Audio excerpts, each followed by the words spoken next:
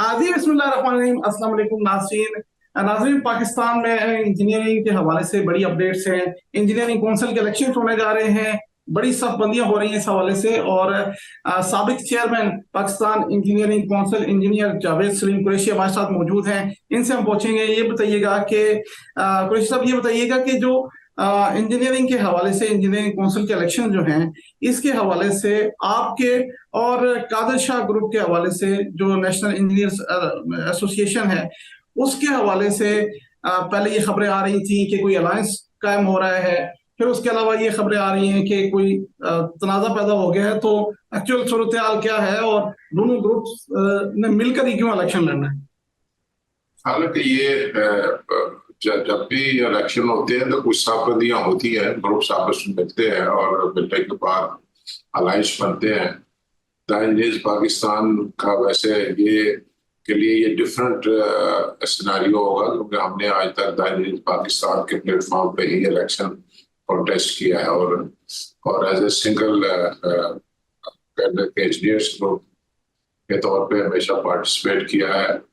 तो इसमें तो चैलेंजेस बड़े डिफरेंट, जो मैं समझता हूँ कि जो दाइंस पाकिस्तान का अनफिनिश एजेंडा था, और वो आपको भी पता है। आप माशाल्लाह पाकिस्तान इंजीनियरिंग काउंसिल को बड़ी देर से कवर कर रहे हैं और आप हमारे पास आते रहे हैं, हमारी एक्टिविटीज को देखते रहे हैं। बल्कि मुझे याद है कि जब सेनेट की स्टैंडिंग कमेटीज की मीटिंग होती थी या नेशनल असेंबली की नेशनल असेंबली की स्टैंडिंग कमेटी की मीटिंग होती थी, तो माशाल्लाह आपकी प्रेजेंस हर जगह मौजूद होती थी और आप हमें इस बात पे सपोर्ट भी करते थे कि जो मेंबर्स डिफरेंट ओपिनियन रखते थे तो आप उनसे बड़े अच्छे अग्रेसिव किस्म के क्वेश्चन भी करते थे और वो उनको फिर हमें सपोर्ट करना पड़ता।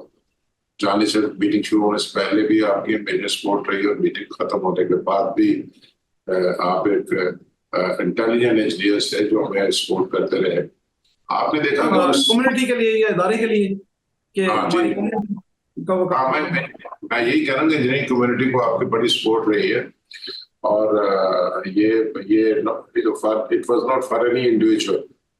अच्छा, अब ये जो सर्विस स्ट्रक्चर का सारा जो हमने शुरू किया डेवलपमेंट की, और सबसे पहले सेनेट के में सजरानी साहब ने एक कमेटी बनाई चेयरमैन सलीम ने, उसमें ऑल पार्टीज को, आपको पता है कि वो मेंबर्स डे की उन्होंने बनाई ताकि यहाँ कंसेंसस बिल्डअप हो जाए आपके इस इशू के ऊपर। और फिर जैसे जिस तरीके से यूनानिमसली सब पार्टीज ने अप्रूव किया कि इंजीनियर्स को सर्विस स्ट्रक्चर मिलना चाहिए, वहां से निकल के फिर सेनेट में आ गई उनकी रेजोल्यूशन। और पिछले साल आपने देखा कि जब हर जगह सारी धड़ाधड़ सेनेट और नेशनल असेंबलीज के अंदर पास हो रही थी मुख्तलिफ इश्यूज के ऊपर, तो हमने भी उसमें जाके दोबारा दाइंस पाकिस्तान सिंघानी साहब से रिक्वेस्ट की और उन्होंने दोबारा सेनेट से अप्रूव करवा के नेशनल असेंबली में भेज दी। अच्छा, इस वक्त नेशनल असेंबली में आगे जिस तरीके से ये रिटर्न हुआ वहां से, मतलब है कि इसको डेफर किया गया, उसके आप भी विटनेस हैं, मैं भी विटनेस कि वो वहां पे उन्होंने उसको ब्यूरोक्रेसी ने इस तरीके से आके इसके सामने दीवार बनी, क्योंकि जब सेनेट से निकला उनको पता नहीं चला कि एकदम आ गया रेजोल्यूशन, वहां से फौरी तौर पे अप्रूव हो गया, डिबेट हुई और अप्रूव उसी दिन अप्रूव हो गया। तो नेशनल असेंबली में आने तक सारे मुतलक हो गए। सर्विस स्ट्रक्चर क्या है? सर्विस स्ट्रक्चर बेसिकली के right person at the right job with right qualification, this is a service structure.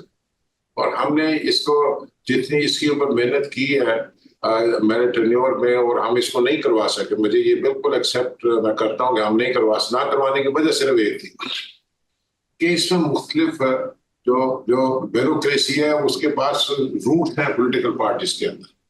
और हम क्लेम खाली नहीं करते, हम हैं भी कि हमारे अंदर सब पार्टीज के दोस्त हैं, सारे इंजीनियर, चाहे वो किसी भी पार्टी से उसका ताल्लुक हो। और क्योंकि हम कहते हैं कि हम न्यूट्रल इस लिहाज से है कि हम किसी पार्टी की, पॉलिटिकल पार्टी की लाइन ऑफ एक्शन को टो नहीं करते। हम कहते हैं कि जो इंजीनियर्स की लाइन ऑफ एक्शन, जहां इंजीनियर्स को बेनिफिट है, वो लाइन आगे बढ़नी चाहिए।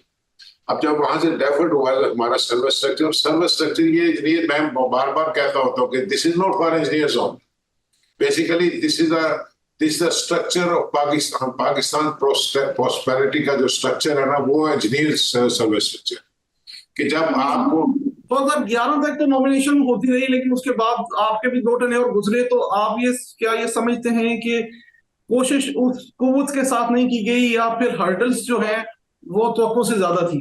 मैं बिल्कुल इस बात के ऊपर, मैंने उस वक्त भी सेनेट कमेटीज में और नेशनल असेंबली कमेटी आपके सामने बैठे होते थे, ब्यूरोक्रेट सेक्रेटरीज बैठे होते थे, मैं उन्हें कहता था कि जनाब यहाँ पे अनपढ़ों की जरूरत नहीं है, जहाँ पढ़े लिखे काम है वो पढ़े लिखों को देने चाहिए। मैं मतलब बड़ा बड़ा टिपिकल फिक्र होता, उनके सामने होता था, सारे मेरी तरफ देख भी रहे होते थे। आपको पता है कि मैं ये कहता था कि ये आप इंजीनियरिंग देखना, आप एनर्जी क्राइसिस है, मैं ये कहता हूं कि फैसला या तो चलो इंजीनियर है, चाहे रेलेवेंट फील्ड का नहीं है, आप फिर भी आपका माइंड थिंकिंग जो है ना वो इंजीनियरिंग के लिहाज से, वहां पे आप उन्हें उस बंदे को बैठा देते जिसका दूर दूर से जो एनर्जी के लफ्ज के मैं ही नहीं जानता, और आप कह रहे थे कि वो पूरा रूल करे।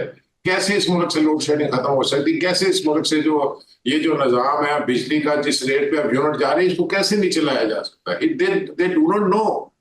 और ये आज से 5 साल पहले भी सस्ती बिजली इस मुल्क के आवाम को मुहैया की जा सकती थी।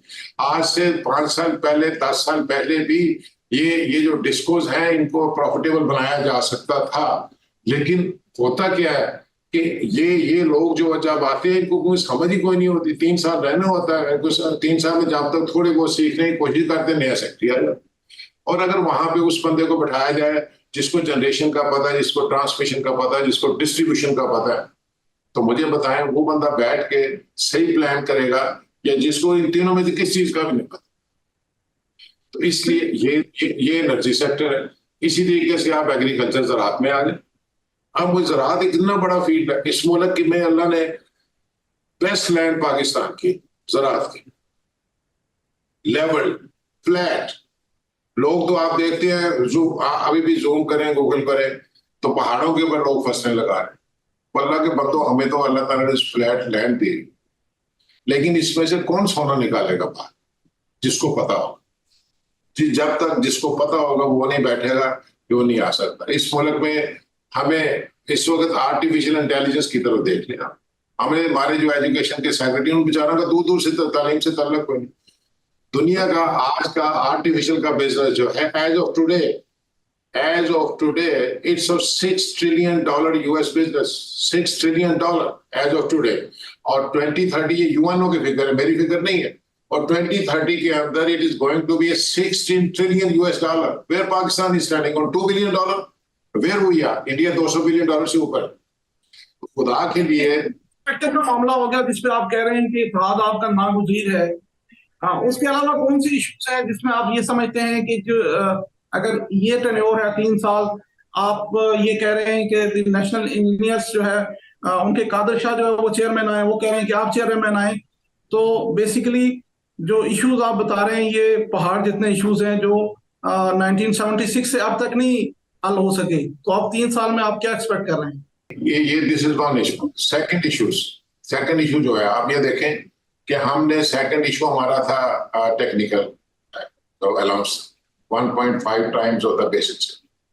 जब हमने ये आपके सामने बात की तो लोग मजाक उड़ा रहे थे, यानी आप 150% मांग रहे हैं, आपने जरा इंजीनियरिंग के लिहाज से लफ्ज छोटा कर दिया, लेकिन you are asking for 150% of the basic salary technical allowance. I said yes, I am demanding, I know it, ये मिलना चाहिए, क्योंकि हमारा और ब्यूरोक्रेट्स की जो सैलरी स्ट्रक्चर का डिफरेंस हमने कैलकुलेट किया, फिर सैलरी की कमेटियों में जाके दिखाया हमने कि ये डिफरेंस आ रहा। अब हमें दें, अब एक बंदे की तनख्वाह पूरी नहीं होती, बेचारे के बच्चे नहीं पढ़ा सकता, हाउ विल मूव दैट। तो इसलिए मैं भी उनमें से एक हूँ।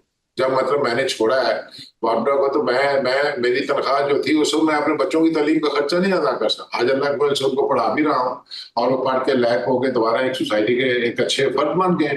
तो ये हर बंदा नहीं कर सकता, इतना डेयरिंग नहीं होता।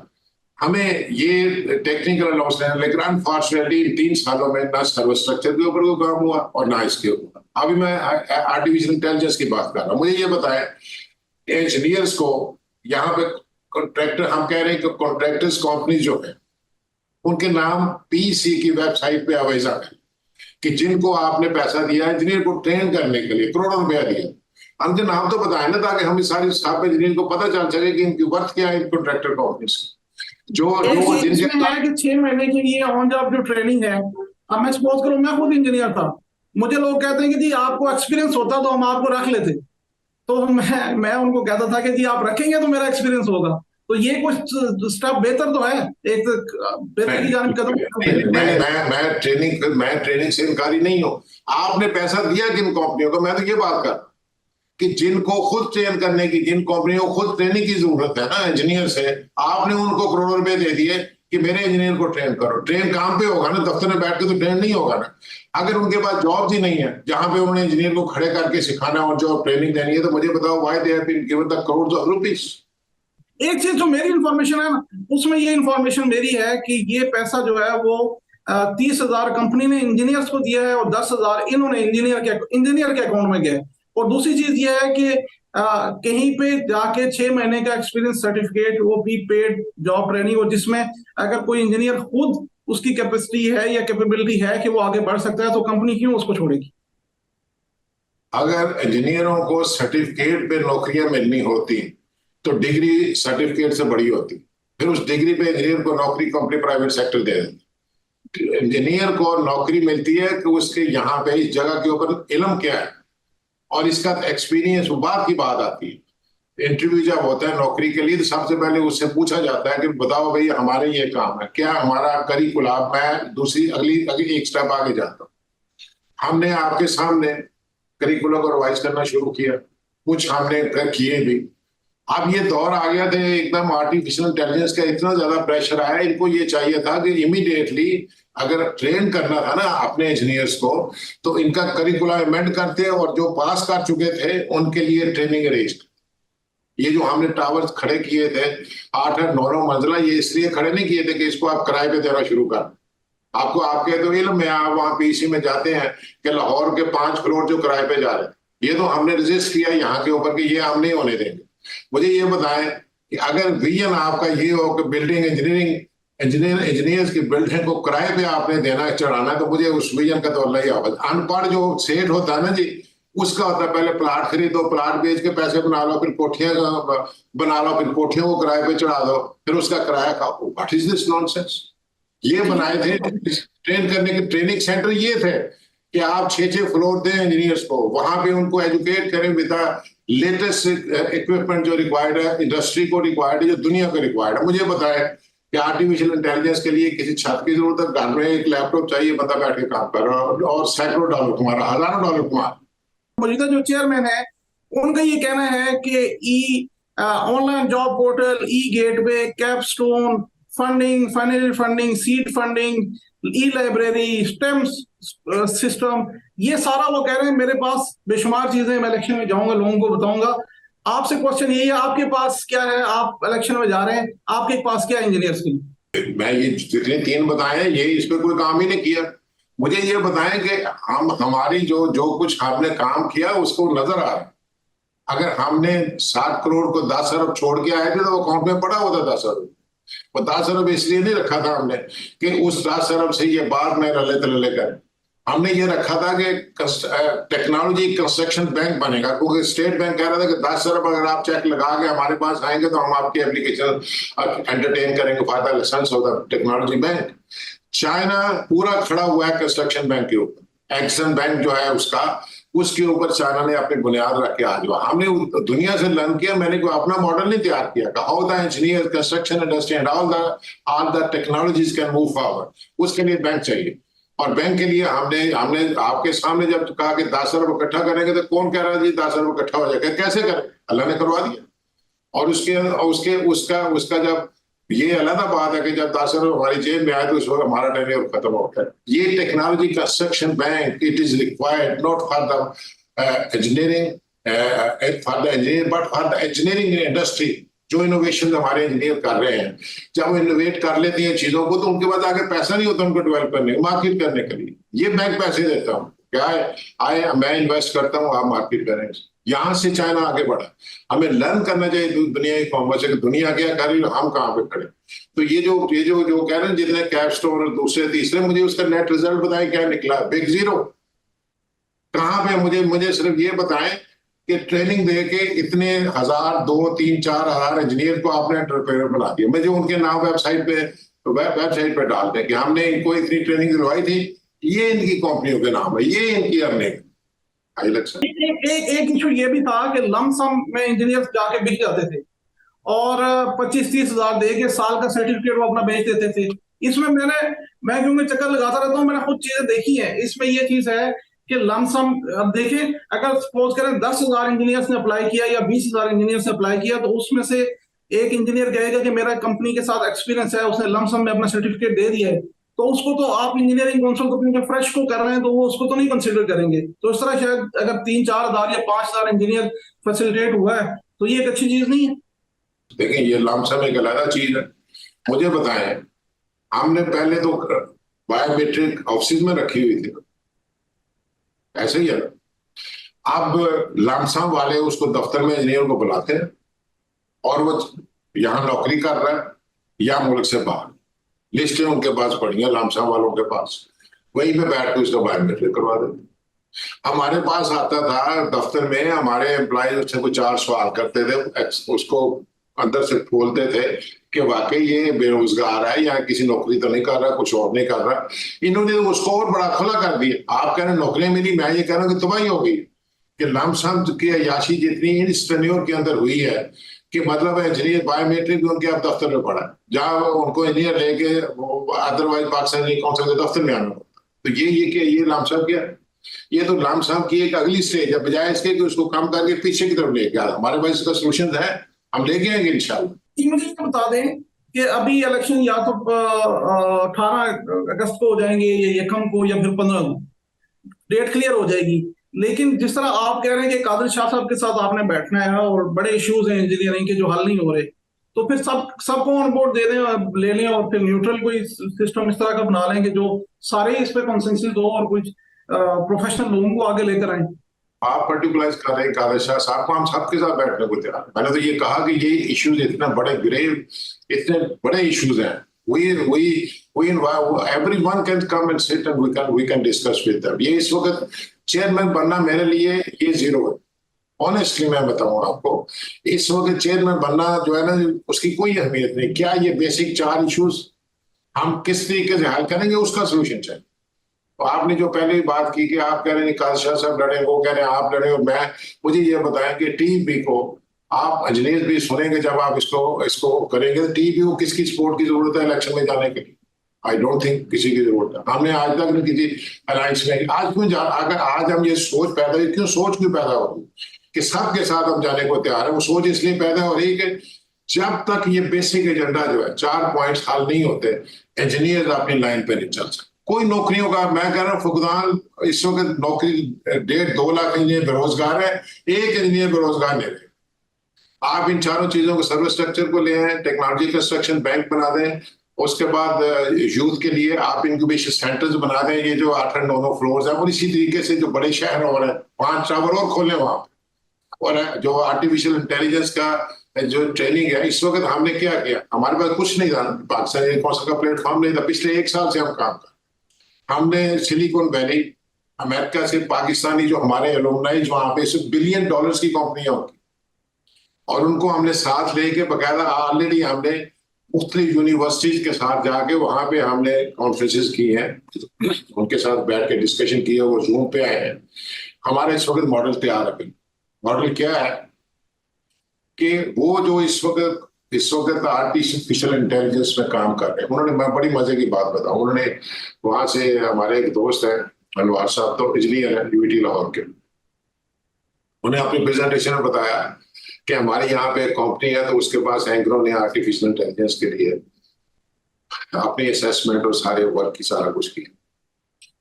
उसने कहा साहब जब इन्होंने सारा काम किया, जो उनकी सेल्स और सारा माल का, तो $163 million.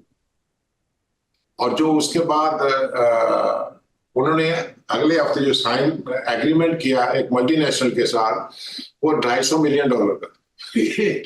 So this is the strength. हमने दुनिया क्या कर रही है, हमने ये नहीं कि हम 10 साल भाई 10 साल क्यों 10 साल बोलते, ये एक नई एडवांसमेंट है, ये 4th जनरेशन 5th जनरेशन की बातें हो रही हैं, और हमें इंजीनियर्स को उस जनरेशन के साथ चलना है।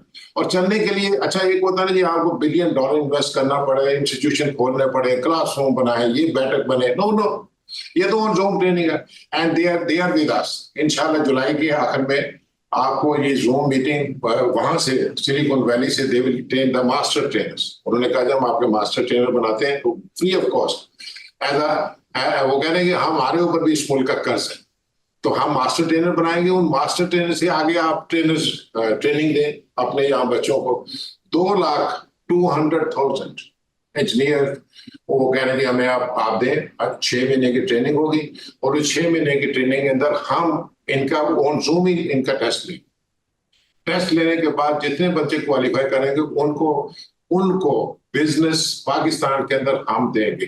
ये काम होता है कि आपने अगर किसी जनरेशन को आगे लेके जाना तो दिस इज द वे। उन्हें फकीर ना बनाए, इंजीनियर्स पढ़ाए बेचारे, आप उनको एंटरप्रेन्योर बनाए। कैसे बनाना है ये तरीका कार है। और जो हाईएस्ट बिजनेस, इतनी ग्रोथ दुनिया में आज तक मैंने आई एम 71, मैंने और 35 साल मुझे बिजनेस में हो गए, 30-35 साल टेलीकॉम का भी कर रहा हूँ और भी एग्रीकल्चर का भी कर रहा हूँ। तो मैंने ये देखा इतनी ग्रोथ इतनी तेजी से किसी और बिजनेस में नहीं हुई। तो हमें इसके लिए सोचना है, जो सही काम करने वाले वो करें, जिसका रिजल्ट निकले। मैं जब मैं जो बात कर रहा हूँ, आप 1 साल के बाद देख लें उन कितने बच्चे हैं, हमने उनको रजिस्टर करना है, उनको प्रोफाइल बनानी है और उनको ये कहा कि आप इंजीनियर्स फाउंडेशन को जब आपकी कंपनी चलनी शुरू होगी तो आपने डोनेशन देनी है ताकि इंजीनियर फाउंडेशन जो चलती रहे। एक ऐसा सदका जारिया कर रहे हैं हमने, एंडोमेंट फंड बने। तो हमें ये सारे काम करने के लिए we need the real work for engineers. आप नारों से काम नहीं चलेगा, चीजें बहुत आगे चलेंगी।